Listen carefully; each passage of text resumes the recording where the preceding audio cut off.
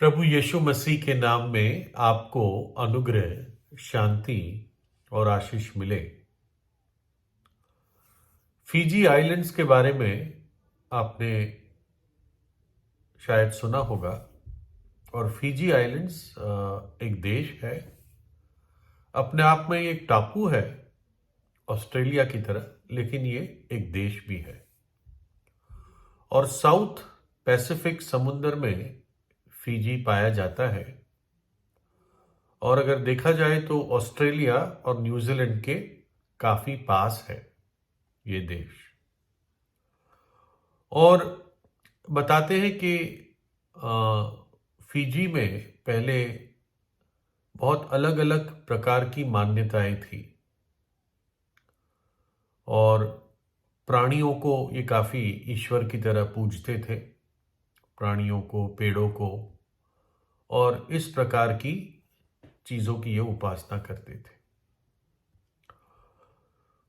तो एक समय आया जब प्रभु यीशु के शिष्य प्रभु यीशु की आज्ञा के अनुसार पूरे जगत में फैले उसका संदेश लेकर, तो फिजी में भी प्रभु यीशु का संदेश पहुंचा और कई लोगों ने प्रभु यीशु पर विश्वास किया। तो एक बूढ़ा किसी कबीले का, ट्राइब का एक प्रधान था फिजी में ही। और फिजी में काफी टूरिस्ट आते जाते हैं। तो एक ऐसा टूरिस्ट जो नास्तिक था, इस फिजी के प्रधान से मिला, मतलब उस इलाके के प्रधान से।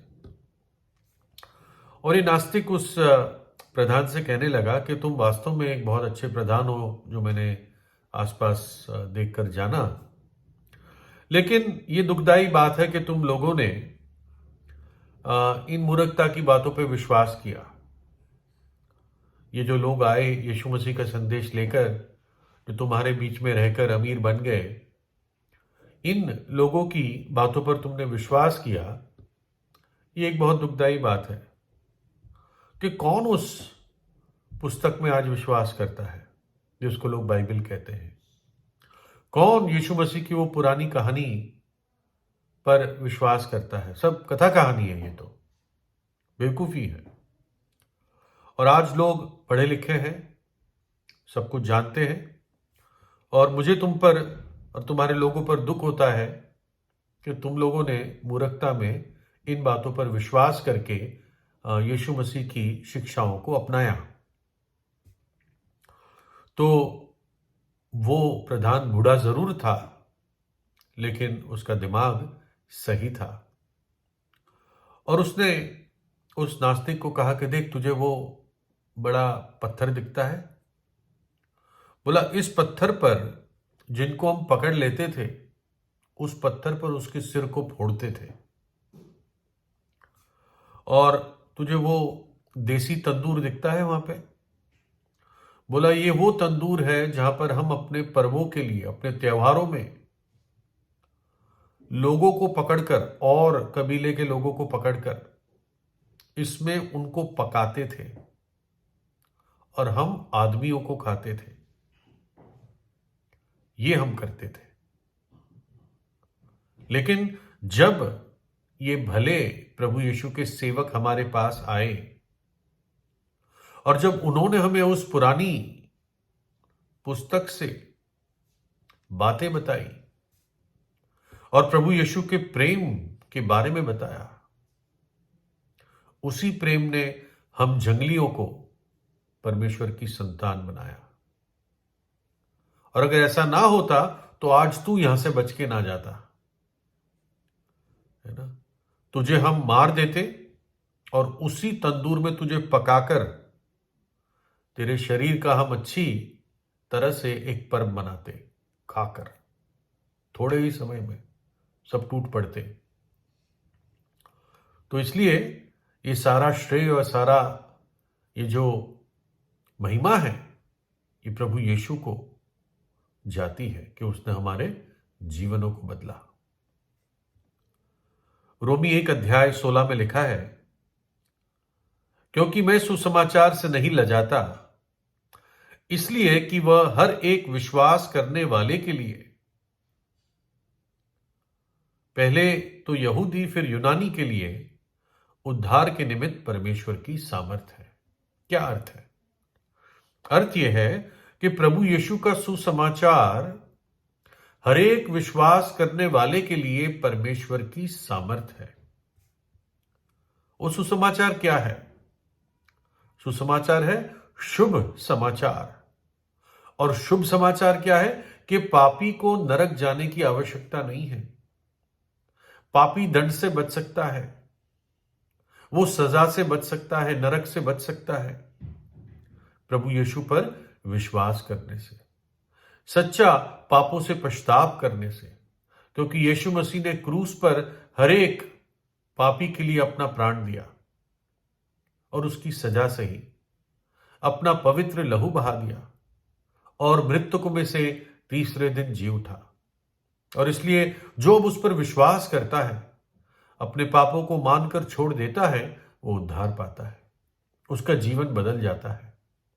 तो इसलिए यह सुसमाचार पर जब एक व्यक्ति विश्वास करता है तो परमेश्वर की सामर्थ उस व्यक्ति के जीवन में काम करती है। और यह सामर्थ हर एक पापी के लिए उपलब्ध है, हर एक विश्वास करने वाले के लिए उपलब्ध है। उस फिजी के प्रधान की बात से पता चलता है कि वो आदमखोर लोग थे और उनकी स्त्रियां और बच्चे भी आदमी के मांस को खाते थे, है ना।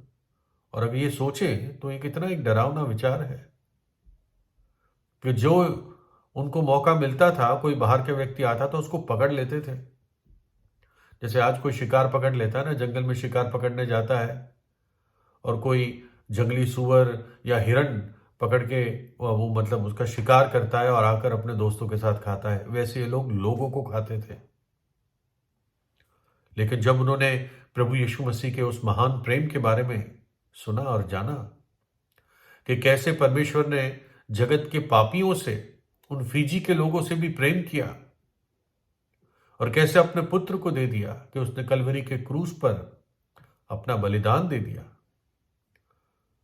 और अपना लहू बहा दिया, इन फिजी के लोगों का भी जीवन बदला। सब मैं नहीं कह रहा हूं, लेकिन कई फिजियों के जीवन का, फिजियों का जीवन बदला।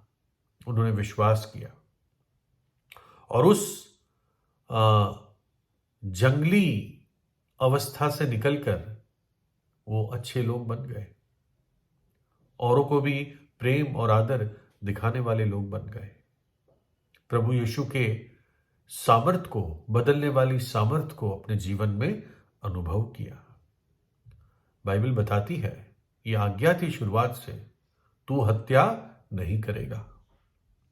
यह प्रभु के वचन है। और निश्चय में तुम्हारा लहू अर्थात प्राण का पलटा लूंगा, सब पशुओं और मनुष्य दोनों से मैं उसे लूंगा। मनुष्य के प्राण का पलटा मैं एक एक के भाई बंधु से लूंगा।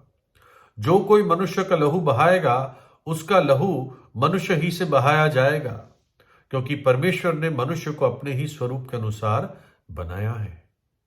क्योंकि परमेश्वर ने मनुष्य को अपने स्वरूप में बनाया, तो हर मनुष्य आदर के योग्य है। एक आदमी दूसरे आदमी को खा नहीं सकता, लेकिन ये ऐसा करते थे। लेकिन जब प्रभु यीशु को जाना, तब वो नॉर्मल लोग बने, साधारण लोग बने। अपने उस आदमखोर आदतों को उन्होंने त्याग दिया। और ये अद्भुत बात है, ना केवल परमेश्वर पापी को क्षमा करता है, परंतु उस पापी के जीवन को भी बदलता है। लिखा है, इस कारण झूठ बोलना छोड़कर हरेक अपने पड़ोसी से सच बोले, क्योंकि हम आपस में एक दूसरे के अंग हैं। क्रोध तो करो पर पाप मत करो। सूर्य अस्त होने तक तुम्हारा क्रोध ना रहे और ना शैतान को अवसर दो। चोरी करने वाला फिर चोरी ना करे, वरन भले काम करने में अपने हाथ से परिश्रम करे, इसलिए कि जिसे प्रयोजन हो उसे देने को उसके पास कुछ हो।